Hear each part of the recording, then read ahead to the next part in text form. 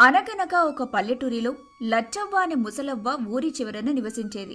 ఆమె భర్త శేషయ్య పోయి 10 ఏళ్లు దాటింది. పిల్లలెవ్వరూ పట్టించుకోరు. తన శ్రమతోనే జీవనం సాగించేది. తనకున్న ఇంటి ముందున్న స్థలంలో కూరగాయలు పెంచుకుంటూ ఉండేది. ఆ కూరగాయలను ఊర్లోకి తీసుకుని వెళ్లి అమ్మేది. వచ్చిన డబ్బులతో తన జీవనం సాగించేది. ఒకరోజు తెల్లవారుజామున లచ్చవ్వ లేచేసరికి చినుకుల చప్పుడు మొదలైంది. ఆ చినుకులు కాస్త దారాలుగా మారి కుండపోత వర్షంలా మొదలైంది. ఆకాశానికి ఎవరో చిల్లు పొడిచినట్టు ఆగకుండా కనికరం లేకుండా కురుస్తూనే ఉంది. ఈ వానేంద్ర నాయనో ఇట్లా దంచి కొడుతుంది. ఒళ్ళంతా నొప్పులు, కీళ్లన్నీ పట్టుకుపోయినట్లున్నాయి. నోరంతా చప్పగా, ఎలాంటి రుచి పచి లేదు. హాయిగా ఈ వర్షానికి వేడివేడిగా అన్నంలోకి కారంగా పుల్లగా ఉన్న చేపల పులుసు వేసుకొని తింటే అబ్బా, ఆ ఆలోచన వస్తేనే నోట్లో నీళ్లూరుతున్నాయి అని అనుకుంటుంది. బయట వర్షం హోరు తగ్గలేదు. ఆమె కడుపులో ఆకలి మంట కూడా చల్లారలేదు. సమయం గడుస్తోంది. నీరసంతో కళ్ళు తిరుగుతున్నాయి. అక్కడే ఉన్న భర్త శేషయ్య ఫోటో చూసి, ఏవండి వింటున్నారా? మీ లచ్చవ్వ బాధ మీకెరుకైతలేదా? మీరుంటే ఈ పాటికి పోలోమంటూ వాగుకాడికి పోయి గాలం వేసి 2 జల్లలు పట్టుకొచ్చేటోళ్ళు గదా. లచ్చి వేడి వేడి పులుసు పెట్టు, కడుపు నిండా తిందామనేటోళ్ళు. మీరు పోయినాక ఆ వాగు దిక్కు చూసేటోళ్లే కరువైండ్రు. నా కాళ్ళల సత్తువ తగ్గింది.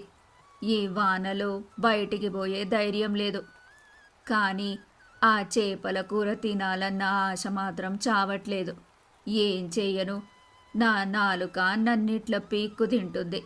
ఈ కోరికను చంపుకోలేకపోతున్నా అని అనుకుని ఆ వర్షంలో మెల్లగా కర్ర పట్టుకొని బయటకు అడుగులో అడుగేసుకుంటూ వాగుపైన నడిచింది. వాగుకు ఆనుకొని ఉన్న గుంటలోకి నీరొస్తుంది. దగ్గరికి వెళ్లి వంగి చూసేసరికి ఆమె ఆశ్చర్యానికి అంతులేదు. ఆ బురద నీటిలో కొన్ని చిన్న చిన్న చేపలు అటూ ఇటూ తిరుగుతూ గిలగిలా కొట్టుకుంటున్నాయి. వాటిని చూడగానే లచ్చవ్వ వాడిపోయిన ముఖంలో ఒక్కసారిగా వెలుగు నిండింది. ఆ దేవుడే నా మీద కరుణ చూపించినట్టున్నాడు. నా ఆకలి కేక ఆ కైలాసంలో ఉన్న శివుడికి వినిపించిందా ఏంటి? లేదా నన్ను ఆదుకోవడానికి ఈ చేప పిల్లల్ని నా దగ్గరికి పంపించాడా అని లచ్చవ్వ ఎంతో నేర్పుగా ఆ బురద గుంటలోని చేపలన్నింటినీ తన బుట్టలోకి పట్టింది. ఆ వర్షంలో చేపల బుట్టను పట్టుకొని తన ఇంటివైపు నడుస్తుంటే ఆమెకు ఏదో పెద్ద నిధి దొరికినంత సంబరంగా ఉంది. ఇంట్లోకి అడుగుపెట్టగాని ఆమెలో కొత్త ఉత్సాహం వచ్చింది. ముందుగా తడిసిన కట్టెలతో తన మట్టి పొయ్యి దగ్గర యుద్ధం మొదలుపెట్టింది. పొయ్యి ఊది ఊదిన కొంత సమయానికి పొయ్యి రాజుకుంది. ఎర్రటి మంటలను చూడగానే ఆమెకు ప్రాణం లేచొచ్చినట్టయింది. లచ్చవ్వ చేపల పులుసుకి అన్ని సిద్ధం చేసుకుని వంట చేయటం మొదలుపెట్టింది. కొద్దిసేపటికే ఆ చేపల కూర వాసన ఇంటి పొయ్యి దాటి వర్షపు గాలిలో కలిసి మబ్బుల్లోకి ప్రయాణమైంది. అమ్మా, నా ఇల్లంతా చేపల పులుసు వాసనతో గుమగుమలాడిపోతుంది. వీధిలో పోయేటోళ్లకు కూడా తెలుస్తుంది. అమ్మయ్య, నా చేపల పులుసు సిద్ధం. వేడి వేడి అన్నం కూడా వండేశా. లచ్చవ్వ ఆనందానికి అవధుల్లేవు. తన పాత ఇత్తడి కంచాన్ని బయటకు తీసి అందులో వేడివేడి అన్నం వడ్డించుకొని దాని మధ్యలో గుమగుమలాడుతున్న చేపల పులుసును వడ్డించుకుంది. ఒక చేప ముక్కను కూడా పక్కన పెట్టుకుంది. మొదటి ముద్ద కలుపుకొని నోట్లో పెట్టుకోబోతుండగా సరిగ్గా అదే సమయానికి వాకిలి తలుపు చప్పుడైంది. అమ్మమ్మా, అమ్మమ్మా అని చిన్న పిల్లవాడి మాటలు వినిపిస్తాయి. ఎవరబ్బా ఈ వానలో ఈ టైంలో నా తలుపు తట్టేదెవరు అని అనుకుని కొంచెం విసుగ్గా కొంచెం అసహనంగా బయటికి వచ్చి చూస్తుంది. బయట ఓ 25 ఏళ్ల కుర్రాడు, అతని భార్య, వాళ్ల కొడుకు. ముగ్గురు వానలో పూర్తిగా తడిచిపోయి చలికి వణుకుతూ నిలబడి ఉన్నారు. ఆ పిల్లాడు చలికి గజగజ వణుకుతూ ఉన్నాడు. వారిని చూడగానే లచ్చవ్వ మనసు చిబుక్కుమంది. ఆమె కోపం, అసహనం ఒక్కసారిగా మాయమయ్యాయి. ఎవరమ్మా మీరు? ఈ వానలో ఏంటి ఇట్లా? అబ్బా, నన్ను క్షమించు. నా పేరు రాము. ఇది నా భార్య సీత, మా బాబు గోపి. మా ఊరికి పోతుంటే ఈ వాన వల్ల ఆగామవ్వా. దగ్గరలో ఏ ఇల్లు లేదు. మీ ఇంట్లో దీపం వెలుగుతుంటే ఆశతో వచ్చాం. వాన తగ్గేదాకా కొంచెం చోటిస్తావా అవ్వా? అని అన్నాడు. అయ్యో, దానికే ముందు బిడ్డ, బయట నిలబడ్డారేంటి? మీ పిల్లాడిని చూస్తుంటే నా మనవడే గుర్తొస్తున్నాడు. రండి, లోపలికి రండి అని అంటుంది. చాలా థ్యాంక్స్ అమ్మమ్మ. అమ్మమ్మ, చాలా మంచి వాసన వస్తుంది. అబ్బా, నువ్వేదో వండుకున్నట్టున్నావు. మా వల్ల నీ తిండికి ఆటంకం కలిగింది. మేం కాసేపు కూర్చుని వెళ్ళిపోతాంలే అవ్వా. అని అన్నాడు రాము మొహమాటంగా. ఏం పర్లేదు బిడ్డ, నా భర్త శేషయ్య ఎప్పుడూ చెప్పేవాడు, మన ఇంటికి వచ్చిన వారికి కడుపు నిండా అన్నం పెడితే ఆ దేవుడు మన కడుపు ఎప్పుడూ ఖాళీగా ఉంచడని. ముందు కూర్చోండి. చేపల కూర తింటా అమ్మమ్మ, నాకు చాలా ఇష్టం.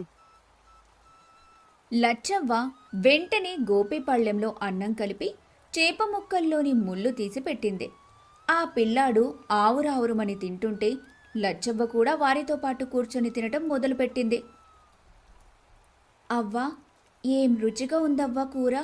ఇలాంటి చేపల పులుసు నేను నా జీవితంలో తినలేదు అని అంది రాము భార్య సీత. నిజమే అవ్వా, నీ చేతిలో ఏదో మాయ ఉంది. వట్టి అన్నం పులిసే అయినా అమృతంలో ఉంది. నిజమే, ఈరోజు ఈ పులుసు రుచి వేరుగా ఉంది. నేను ఒక్కదాన్నే తినుంటే ఇంత తృప్తి ఉండేది కాదేమో అని అంది లచ్చవ్వ. భోజనాలు పూర్తయ్యాయి. బయట వాన కొంచెం తగ్గింది. వాళ్ళు వెళ్ళిపోయాక ఇల్లంతా శుభ్రం చేసుకుంది లచ్చవ్వ. కుండలో ఇంకా కొంచెం పులుసు మిగిలుంది. దాన్ని చూసి ఆమె పెదాలపై ఓ చిరునవ్వు మెరిసింది. ఈరోజు నా కోరిక తీరడమే కాదు, నా జన్మ కూడా ధన్యమైనట్టు అనిపిస్తుంది. వర్షంలో తడుస్తూ చేపల కోసం వెళ్ళాను, కానీ ఆ వర్షమే నా ఇంటికి 3 అతిథులను తీసుకొచ్చింది. నా చేపల పులుసు, ఆ వర్షం, ఈ రెండు ఈరోజు నాకు మర్చిపోలేని జ్ఞాపకాలనిచ్చాయి. అంతకంటే ఇంకేం కావాలి ఈ ముసలిదానికి అని అనుకుని తన పాత మంచం మీద నడుం వాల్చి కళ్ళు మూసుకుంది. ఆ రాత్రి రాము, సీత, గోపి తమ ఇంటికి చేరుకున్నారు. కానీ వాళ్ల మనసులు మాత్రం లచ్చవ్వ ఇంటి చుట్టూ, ఆ చేపల పులుసు చుట్టూనే తిరుగుతున్నాయి. ఆ రుచి, ఆ ఆప్యాయత వారిని వదల్లేదు. మరునాడు ఉదయం వర్షం పడుతూనే ఉంది. సీత వంట చేస్తుంటే గోపి పక్కనే కూర్చొని ఇలా అన్నాడు. అమ్మా, నిన్న అమ్మమ్మ చేసిన చేపల పులుసు మళ్ళీ చేయవా? ఎంత బాగుందో! అందుకు సీత నవ్వి, ఒరే నాన్న, ఆ చేతి రుచి మనకు రాదురా. అది కేవలం వంట కాదు, ప్రేమను కలిపి వండింది లచ్చవ్వ అని అంది. రాము వాళ్ల సంభాషణ వింటూ అక్కడికొచ్చాడు. అతని కళ్లల్లో ఏదో ఆలోచన మెదులుతోంది. నిజమే సీత, ఆ అవ్వ మనసు చాలా మంచిది. ఎంత ఆప్యాయంగా చూసుకుంది. మనల్ని చూసి తన మనవడిని గుర్తు చేసుకుంది. ఆ మాట అంటున్నప్పుడు ఆమె కళ్ళల్లో నీళ్లు చూశాను అని అన్నాడు. అది వినగానే గోపి ముఖం వాడిపోయింది. వాడు వెంటనే లేచి వాళ్ల నాన్న దగ్గరికి పరిగెత్తుకెళ్ళి అమాయకంగా ఇలా అడిగాడు. నాన్న, అమ్మమ్మ అక్కడ ఒక్కతే కదా ఉంటోంది. పాపం, తనకి మనవడు లేడంటే కదా. నాకు అమ్మమ్మ లేదు. మనం అమ్మమ్మని మన ఇంటికి తీసుకొచ్చేద్దాం నాన్నా. మనం 3 ఉన్నాం, అమ్మమ్మ ఒక్కతే ఉంది. మనతో ఉంటే తనకి తోడుగా ఉంటుంది. నాకు అమ్మమ్మ ఉంటుంది. ఆ పసివాడి మాటలకు రాము, సీత ఒక్క క్షణం నిశ్శబ్దంగా ఉండిపోయారు. వారిద్దరి హృదయాలు కరిగిపోయాయి. తమ కొడుకులో అంతటి గొప్ప మనసుని చూసి ఇద్దరూ గర్వపడ్డారు. కన్నా, నువ్వు చెప్పింది నిజం. మనం ఇప్పుడే బయలుదేరి అమ్మమ్మని మన ఇంటికి తీసుకొద్దాం. ఇకపై ఆమె మనతోనే ఉంటుంది అని అన్నాడు రాము ఆనందంగా. సీత కళ్ళల్లో ఆనంద బాష్పాలు తిరిగాయి. అవునండి, ఇంతకంటే మంచి పని ఏముంటుంది? పదండి, మనం వెంటనే బయలుదేరదాం అని చెప్పింది.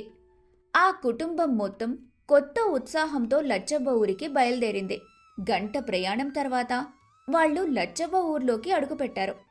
కాని ఊరి చివర ఉన్న లచ్చవ్వ ఇంటి దగ్గర ఏదో తేడాగా అనిపించింది. 10 మంది గుంపుగా నిలబడి ఉన్నారు. ఆ వాతావరణంలో ఏదో తెలియని నిశ్శబ్దం, విషాదం అలుముకొని ఉన్నాయి ఏమైంది ఇక్కడ అందరూ గుంపుగా చేరారు? అని అనుకుంటూ రాము, సీత, గోపి ఆ ఇంటి వైపు నడిచారు. దగ్గరికి వెళ్లే కొద్దీ వాళ్ల గుండెల్లో ఆందోళన పెరగసాగింది. అక్కడున్న మనుషులు నెమ్మదిగా ఇలా మాట్లాడుకుంటున్నారు. పాపం లచ్చవ్వ, ఎంతో మంచి మనిషి. రాత్రి ఎవరో బంధువులు వచ్చారని వాళ్ళతో హాయిగా కబుర్లు చెప్పుకుని నవ్వుతూ భోజనం చేసి పడుకుందట. పొద్దునే లేచేసరికి దేవుడి దగ్గరికే వెళ్ళిపోయింది అని అన్నాడు బాధగా. మరో ఆవిడ కళ్ళు తుడుచుకుంటూ, నిన్న ఆ వర్షంలో చేపల కోసం వెళ్ళొద్దని చెప్పాను, అయినా వినలేదు. ఆ వచ్చిన చుట్టాలకు అంత రుచిగా వండి పెట్టిందంట. తృప్తిగా భోజనం చేసి తృప్తిగానే కన్ను మూసింది. తనెప్పుడూ చెప్పేది, 10 మందికి పెడితేనే నాకు తృప్తి అని. ఆ దేవుడు తన కోరిక తీర్చే ప్రాణం తీసేశాడు అని బాధపడింది. ఈ మాటలు వింటున్న రాము, సీతలకి పిడుగుపడినట్టయింది. వాళ్ళు ఒకరి ముఖాలొకరు చూసుకొని నిశ్చేష్టులయ్యారు. అయ్యో అవ్వా, నిన్ను మా ఇంటికి మహారాణిలా తీసుకెళ్దామని వస్తే ఇలా మాకు కనిపించకుండా వెళ్ళిపోయావా అంటూ సీత కన్నీరు మున్నీరైంది. రాము గుండె బరువెక్కింది. అప్పుడే ఊరి పెద్ద మనిషి, దీనికి దిక్కెవరు? తలకొరివి పెట్టడానికి కూడా ఎవరూ లేరు కదా అని చర్చించటం మొదలుపెట్టారు. ఈ మాటలన్నీ వింటున్న గోపికి ఏమీ అర్థం కాలేదు. వాడు గుంపుని తోసుకొని లోపలికి వెళ్ళాడు. అక్కడ పాత మంచం మీద నిశ్శబ్దంగా నిద్రపోతున్నట్టున్న లచ్చవ్వ కనిపించింది. ఆమె ముఖంలో ఎలాంటి బాధ లేదు, ఒక ప్రశాంతమైన చిరునవ్వు తప్ప. అది చూసిన గోపీకి దుఃఖం పొంగుకొచ్చింది. వాడి పసిహృదయం ఆ నిజాన్ని గ్రహించింది. వాడు గట్టిగా ఏడుస్తూ అక్కడున్న వాళ్ళందరినీ చూసి ఒక్కసారిగా అరిచాడు, నా అమ్మమ్మకి నేనే తలకొరివి పెడతాను. ఆ మాట విన్న అక్కడి జనమంతా ఉలిక్కిపడి గోపి వైపు చూశారు. ఆ ఊరి పెద్ద మనిషి గోపి దగ్గరకొచ్చి, ఎవరు బాబు నువ్వు? నువ్వు తన మనవడివి కాదు. రక్త సంబంధం లేని వాళ్ళు అలా చేయకూడదు. నువ్వెలా పడతావు అని అడిగాడు. ఆ పెద్దాయన మాట పూర్తి చేశాడో లేదో ఆకాశం ఒక్కసారిగా మేఘావృతమైంది. చిటపట చినుకులు మొదలై క్షణాల్లోనే నిన్నటి రాత్రిని గుర్తు చేస్తూ పెద్ద వానగా మారింది. గుంపుగా ఉన్న జనం తలదాచుకోవడానికి పక్కకు జరుగుతుంటే రాము, సీత, గోపి మాత్రం కదలకుండా లచ్చవ్వ ఇంటి ముందే నిలబడి ఉన్నారు. ఆ వర్షం ఇప్పుడు వారి కన్నీటిని దాచే ప్రయత్నం చేస్తున్నట్టుగా ఉంది. జనం గొనుగుడు, వాన శబ్దం మధ్యలో రాము గొంతు నిశ్శబ్దాన్ని ఛేదించింది. అతను ఊరి పెద్దవైపు తిరిగి చేతులు జోడించి, నిజమే పెద్దయ్యా, మాకు ఆ తల్లితో రక్త సంబంధం లేదు. మేము కేవలం నిన్న రాత్రి దారి తప్పి వచ్చిన బాటసారులం. కానీ ఈ వర్షం మమ్మల్ని ఆవిడ వాకిట్లోకి చేర్చింది. చిమ్మ చీకటిలో ఆకలితో ఉన్న మాకు ఆ ఇంటి దీపం దారి చూపింది. చలికి వణుకుతున్న మా పిల్లాడిని చూసి తన సొంత మనవడిలా గుండెలకు హత్తుకుంది. రాము మాట్లాడుతున్నంతసేపు వాన కూడా అతని ఆవేదనకు తోడైనట్టుగా బలంగా కురుస్తోంది. ఆవిడ మాకొక్క పూట అన్నం పెట్టలేదు. మా అబ్బాయికి అమ్మమ్మ లేని లోటు తీర్చింది. నా మనవడు గుర్తొస్తున్నాడు బిడ్డ అని ఆవిడ అన్నప్పుడు ఆ కళ్ళల్లో మేం చూసింది ప్రేమను, ఆప్యాయతను. ఆవిడ మాతో పంచుకున్నది పులుసును కాదు, తన ఒంటరితనాన్ని. ఈ పసివాడి నవ్వులో తన సంతోషాన్ని వెతుక్కుంది.